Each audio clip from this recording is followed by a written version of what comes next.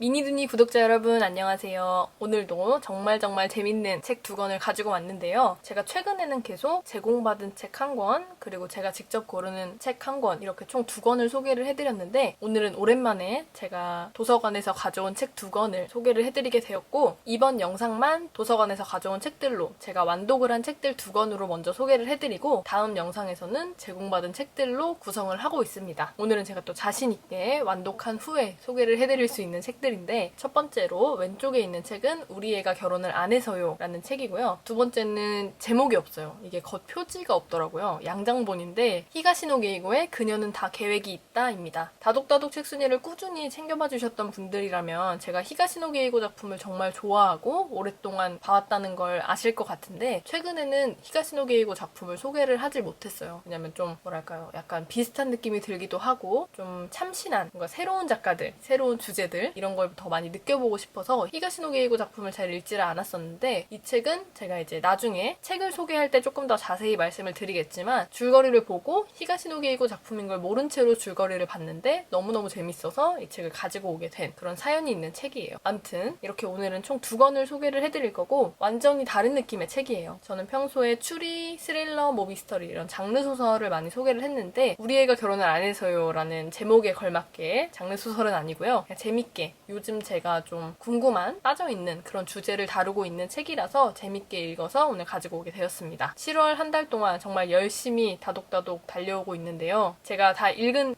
모든 책을 소개할 수는 없지만 그 중에서도 이제 여러분들이 최대한 많은 분이 함께 즐길 수 있는 그런 작품으로 오늘도 준비를 해봤습니다. 오늘의 다독다독 책순위 지금 바로 시작합니다.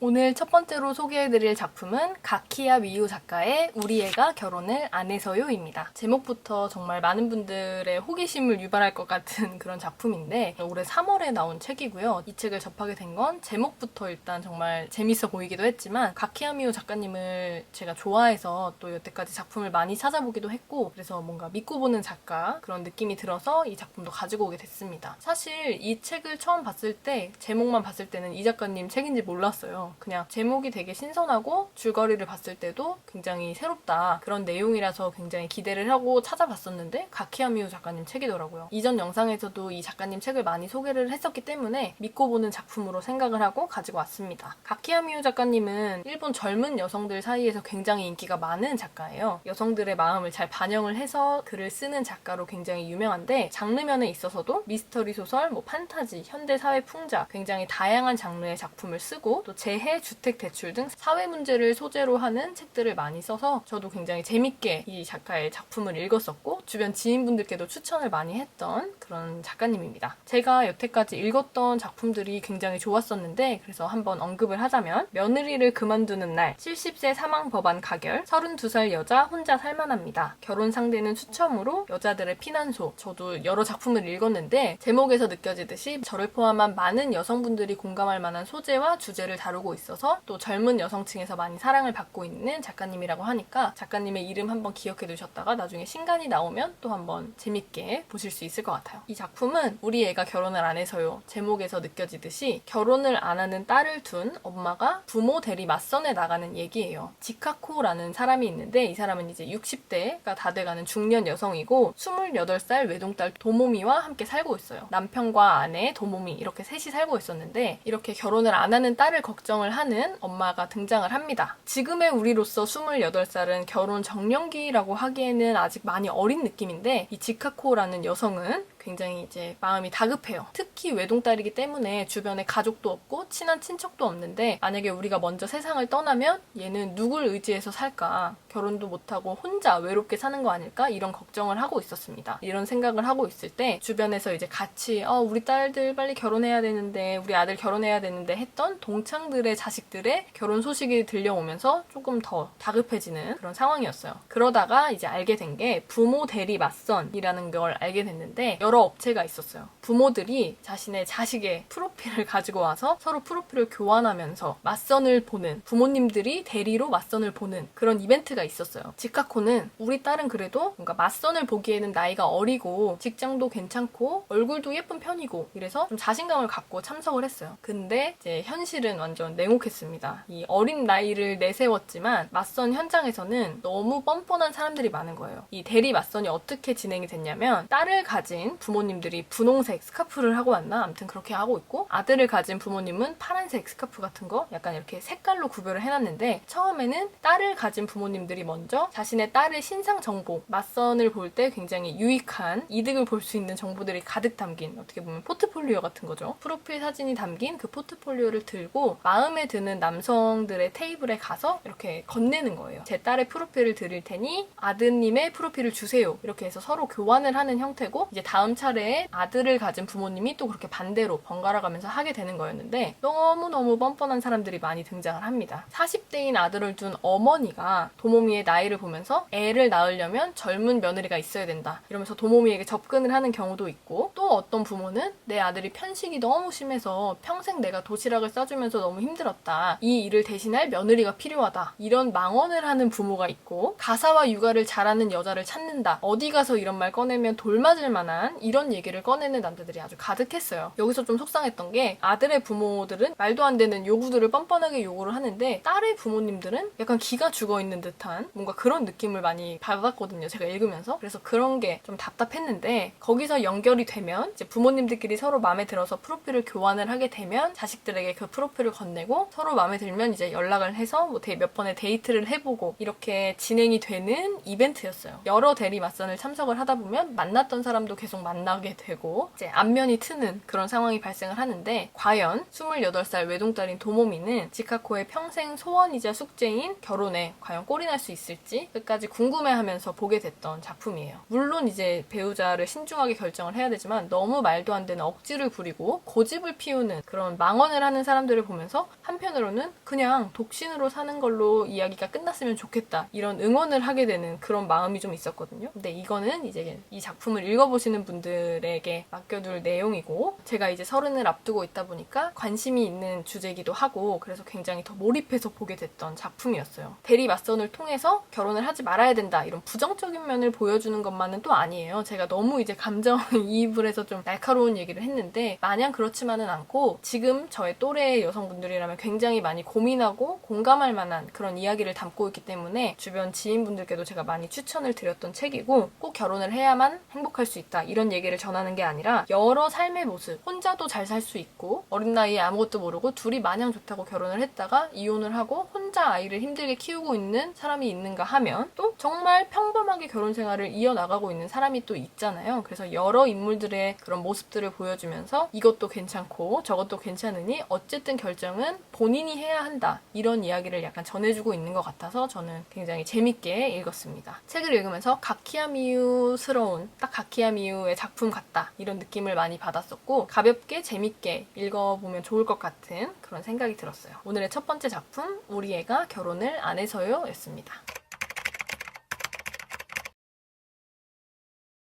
다독다독 책순이 오늘 두 번째로 소개해드릴 작품은 히가시노 게이고 작가의 그녀는 다 계획이 있다입니다. 이게 원작은 1992년에 나왔어요. 되게 오래됐는데 올해 다시 출간된 작품입니다. 근데 표지가 없는 걸 봐서는 정말 히가시노 게이고 작품 도서관에서 빌리기 힘들고 많은 분들이 예약을 하고 대여를 해서 보고 있기 때문에 그 표지도 날아가고 정말 신간임에도 손때가 묻은 듯한 그런 느낌을 풍기고 있는데 인기 있는 책을 빌리려면 이건 어쩔 수 없는 것 같아요. 제목은 왼쪽 상단에 제가 남겨놨으니까 그걸 확인해주시면 될 것 같습니다. 제가 오프닝에서 말씀드린 것처럼 최근에 히가시노 게이고 작품을 안 봤어요, 잘. 왜냐면 좀 비슷하다는 느낌을 많이 받기도 했고 이제 몰아서 막 한참 읽다 보니까 좀 약간 무료함을 느끼기도 해서 히가시노 게이고 작품을 안 보고 있었는데 이제 책을 소개해주는 한 네이버 포스트 채널에서 카드 뉴스를 보다가 이 책 진짜 재밌겠다 하고 보니까 히가시노 게이고의 신간으로 나왔던 이 책이었어요. 그래서 줄거리가 정말 새롭다는 느낌이 들어서 이 책을 가져오게 됐습니다. 그래서 히가시노 게이고는 정말 오랜만인데 이 책을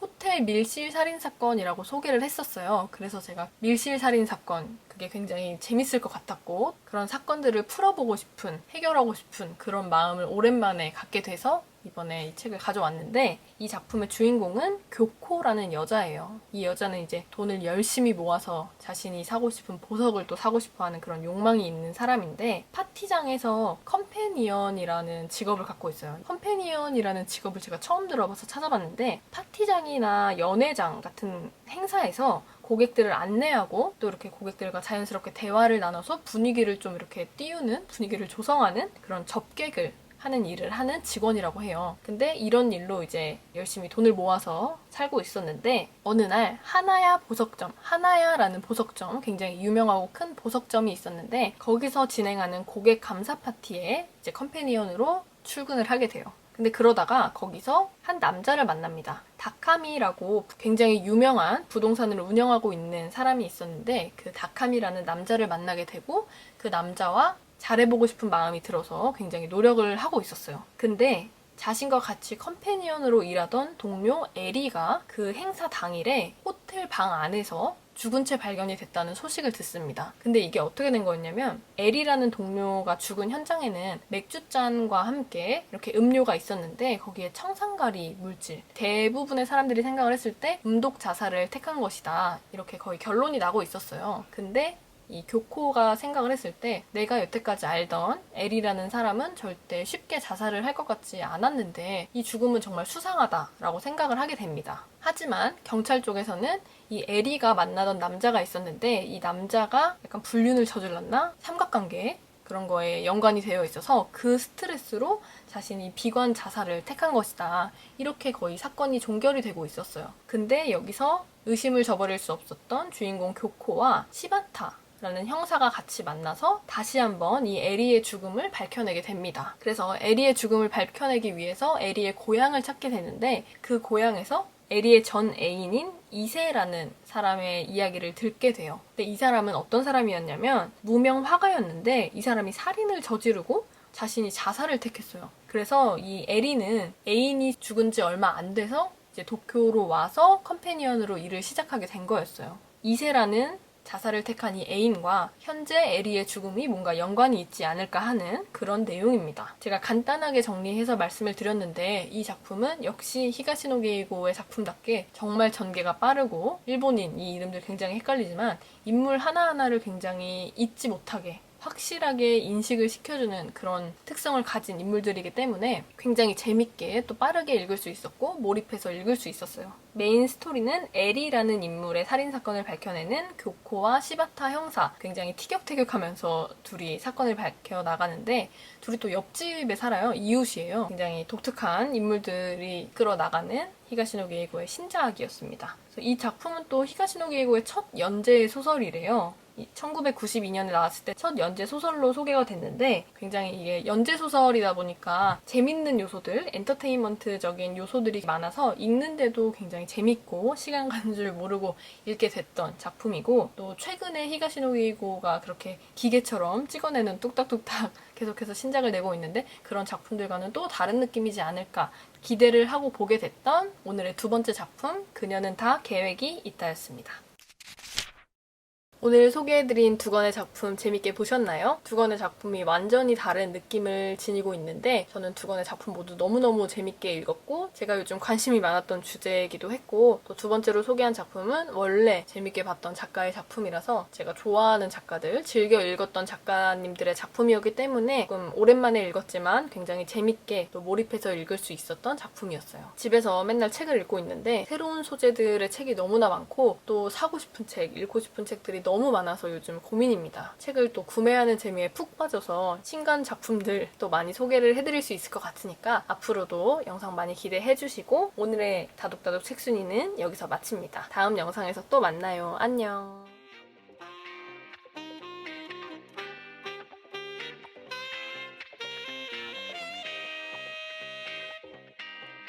Enchanté.